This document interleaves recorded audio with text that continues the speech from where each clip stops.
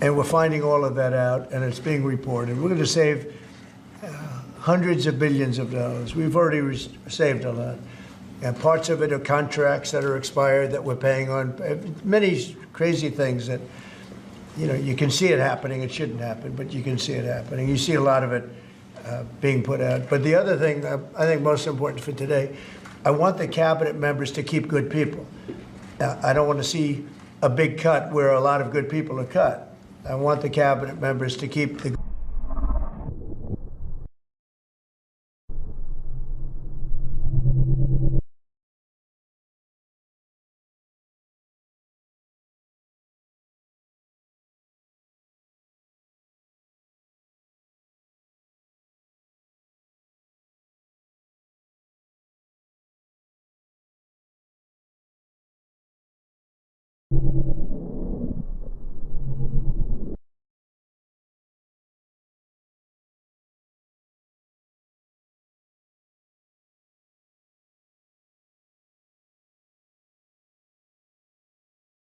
good people, and the people that aren't doing a good job, that are unreliable, don't show up to work, etc., those people can be cut.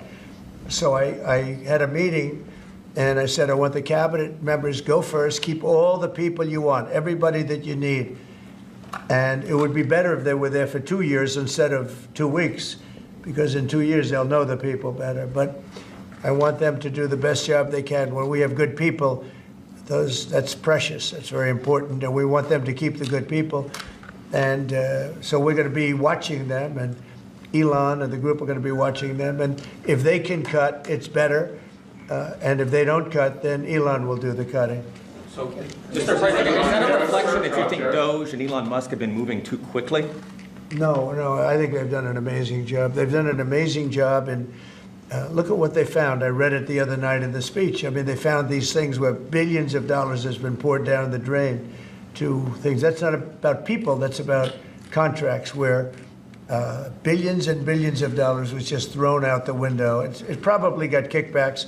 I'm sure there were tremendous kickbacks for the people that authorized those contracts. But no, Elon has been really teaching everybody about the numbers that you can do. But what I want is I want the numbers, but I also want to keep the good people. We want to get rid of the people that aren't working, that aren't showing up, and have a lot of problems. And so they're working together with Elon, and I think we're doing a really great job. We're cutting it down. We have to for the sake of our country. You can't have that kind of fat. It's bloat, and like nobody's ever seen before, where you need 20,000 and they have 120,000 people, and you just don't need that many. And it happens with companies, and it happens with governments, I guess. You could go to a lot of governments, you'd see the same thing. But we're trying to get it down. We want to be able, next year, we could balance the budget. I think there's a good chance we could balance the budget next year. We have a lot of good things happening. Plus, we have a lot of revenue things happening, like today with the shipbuilding. And this gentleman behind me is going to create a lot of jobs. And you know, he's about the biggest there is in the world. We had the biggest chip maker in the world here a few days ago. He's going to be spending $200 billion on building plants. We're not giving him any money to build it either. You know, it's not, that CHIP Act is ridiculous, where the Biden thing, where they give billions of dollars to people that have nothing but money. They're not going to spend that money. They're just taking that money. We're giving nothing. They're coming in because of the tariffs, because they don't want to pay the tariffs, and they're opening up big. So, but with respect to people, I said, I want to cut the people, but I want to keep the good people.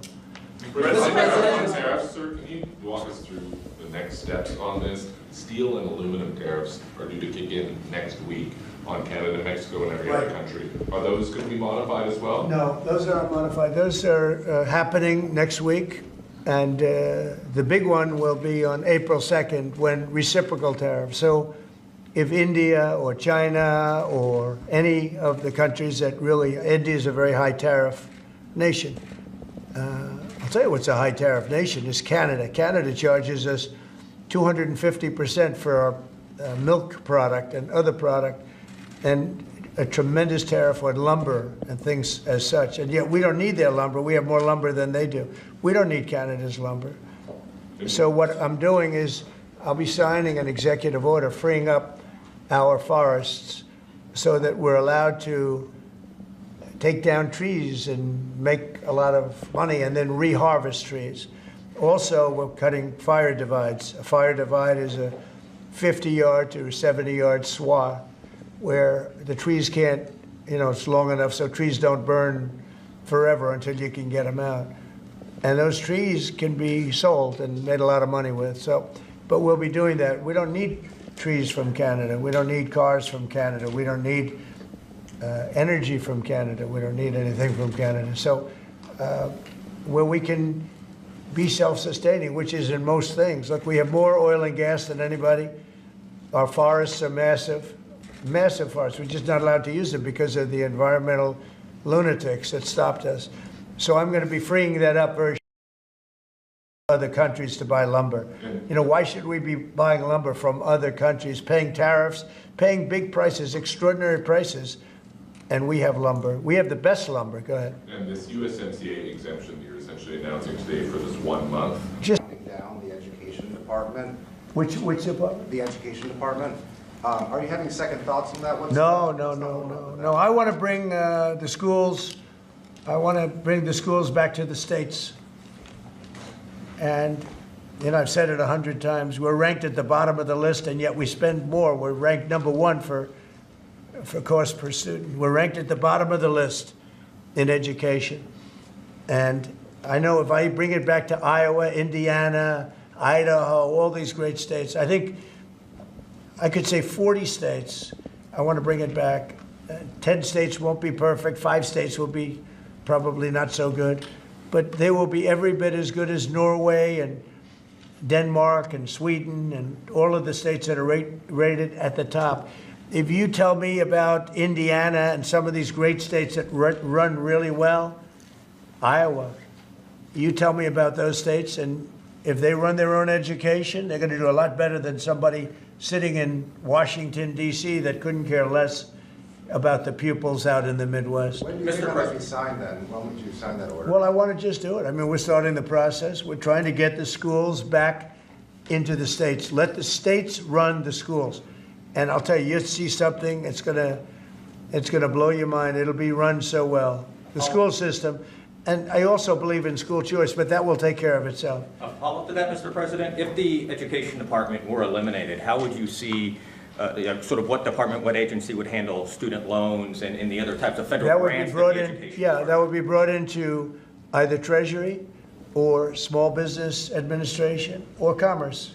And we've actually had that discussion today. I don't think the education should be handling the loans. That's not their business. I think it'll be brought into small business maybe. Kelly really liked it and really would like to do it.